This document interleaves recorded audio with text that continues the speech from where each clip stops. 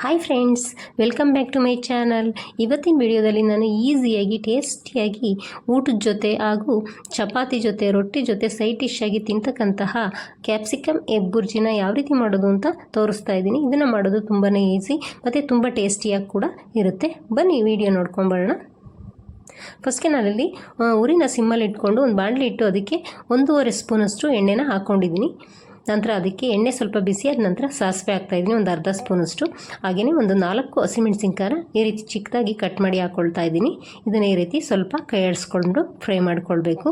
ನಂತರ ನಾನು ಒಂದು ದಪ್ಪ ಈರುಳ್ಳಿನ ಈ ರೀತಿ ಚಿಕ್ಕದಾಗಿ ಕಟ್ ಮಾಡಿ ಇಟ್ಕೊಂಡಿದ್ದೆ, ಅದನ್ನು ಕೂಡ ಹಾಕ್ತಾಯಿದ್ದೀನಿ.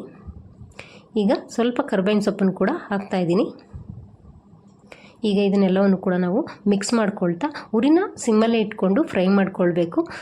ಈರುಳ್ಳಿ ಸಾಫ್ಟ್ ಆಗೋವರೆಗೂ ನಾವು ಫ್ರೈ ಮಾಡ್ಕೋಬೇಕಾಗತ್ತೆ. ನೋಡಿ, ಇವಾಗ ಸ್ವಲ್ಪ ಸಾಫ್ಟ್ ಆಗಿದೆ. ಇಷ್ಟಾದರೆ ಸಾಕು. ನಾವು ಮಧ್ಯೆ ಮಧ್ಯೆ ಕೈ ಆಡಿಸ್ತಾ ಈ ರೀತಿ ತಿರುಗಿಸ್ಕೊಳ್ತಾ ಬೇಯಿಸ್ಕೊಳ್ಬೇಕು, ಫ್ರೈ ಮಾಡ್ಕೋಬೇಕು. ಈಗ ಅದಕ್ಕೆ ಒಂದು ಕ್ಯಾಪ್ಸಿಕಮ್ನ ರೆಡ್ ಕಲರ್ದು ಹಾಕ್ಕೊಳ್ತಾ ಇದ್ದೀನಿ, ಕೆಂಪುದು. ನಂತರ ಒಂದು ಹಸಿರು ಕ್ಯಾಪ್ಸಿಕಮ್ನ ಹಾಕ್ಕೊಳ್ತಾ ಇದ್ದೀನಿ.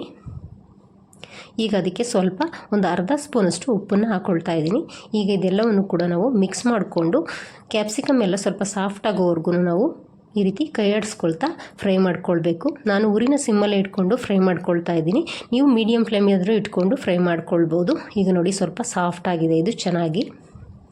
ಇಷ್ಟಾದರೆ ಸಾಕಾಗುತ್ತೆ. ನೋಡಿ ಯಾವ ರೀತಿ ಸ್ವಲ್ಪ ಸಾಫ್ಟ್ ಆಗಿದೆ ಅಂತ. ಈಗ ಅದಕ್ಕೆ ಸ್ವಲ್ಪ ಒಂದು 2 ಸ್ಪೂನಷ್ಟು ಕೊತ್ತಂಬರಿ ಸೊಪ್ಪನ್ನ ಈ ರೀತಿ ಚಿಕ್ಕದಾಗಿ ಕಟ್ ಮಾಡಿ ಹಾಕ್ಕೊಳ್ತಾ ಇದ್ದೀನಿ. ಇದನ್ನು ಕೂಡ ಈ ರೀತಿ ಮಿಕ್ಸ್ ಮಾಡ್ಕೊಳ್ತಾ ಫ್ರೈ ಮಾಡ್ಕೊಳ್ಬೇಕು. 1 ನಿಮಿಷದವರೆಗೂ ನಾವು ಫ್ರೈ ಮಾಡಿಕೊಂಡ್ರೆ ಸಾಕಾಗುತ್ತೆ. ಈಗ ನೋಡಿ, ಇದೆಲ್ಲ ಚೆನ್ನಾಗಿ ಫ್ರೈ ಆಗಿದೆ. ಈಗ ಅದಕ್ಕೆ ಸ್ವಲ್ಪ ಒಂದು 1/4 ಸ್ಪೂನಷ್ಟು ಅರಿಶಿನ, ಒಂದು ಅರ್ಧ ಸ್ಪೂನಷ್ಟು ಜೀರಿಗೆ ಪೌಡರು ಚಿಕ್ಕ ಸ್ಪೂನಲ್ಲಿ, ಮತ್ತು ಒಂದು 1/4 ಸ್ಪೂನಷ್ಟು ಧನಿಯಾ ಪೌಡರ್ನ ಹಾಕ್ಕೊಂಡು ಮಿಕ್ಸ್ ಮಾಡ್ಕೊಳ್ತಾ ಇದ್ದೀನಿ. ಈ ರೀತಿ ಚೆನ್ನಾಗಿ ನಾವು ಮಿಕ್ಸ್ ಮಾಡ್ಕೊಳ್ಬೇಕು. ನಂತರ ನಾನು ಅದಕ್ಕೆ ಒಂದು 3 ಮೊಟ್ಟೆನ ಈ ರೀತಿ ಒಡೆದು ಹಾಕ್ಕೊಳ್ತಾ ಇದ್ದೀನಿ.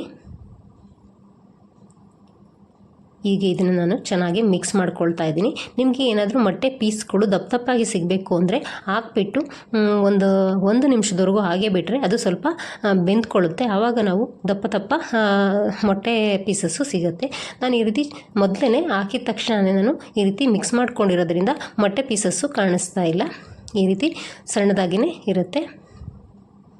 ಈಗ ಅದನ್ನು ಚೆನ್ನಾಗಿ ನಾವು ಮಿಕ್ಸ್ ಮಾಡ್ಕೊಳ್ಬೇಕು. ನಂತರ ಅದಕ್ಕೆ ಒಂದು 3 ಸ್ಪೂನಷ್ಟು ತೆಂಗಿನಕಾಯಿ ತುರಿನ ಹಾಕ್ಕೊಳ್ತಾ ಇದ್ದೀನಿ. ನೀವು ಬೇಕು ಅಂದರೆ ಹಾಕ್ಕೊಳ್ಬೋದು, ಬೇಡ ಅಂದರೆ ತೆಂಗಿನಕಾಯಿ ತುರಿನ ಸ್ಕಿಪ್ ಮಾಡ್ಕೊಳ್ಬೋದು. ನಂತರ ನಾನು ಇದನ್ನು ಚೆನ್ನಾಗಿ ಒಂದು ಸಲ ಮಿಕ್ಸ್ ಮಾಡ್ಕೊಳ್ತಾ ಇದ್ದೀನಿ ಈ ರೀತಿಯಾಗಿ.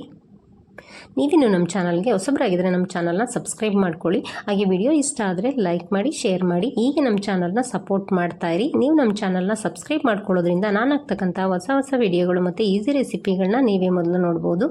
ಇವಾಗ ಅದಕ್ಕೆ ಕೊನೆಯಲ್ಲಿ ಒಂದು ಅರ್ಧ ನಿಂಬೆಹಣ್ಣಿನ ಹೋಳನ್ನ ಹಿಂಡ್ತಾ ಇದ್ದೀನಿ ಈ ರೀತಿಯಾಗಿ. ಈಗ ಇದನ್ನು ಕೂಡ ನಾವು ಒಂದು ಸತಿ ಚೆನ್ನಾಗಿ ಮಿಕ್ಸ್ ಮಾಡ್ಕೊಳ್ಬೇಕು.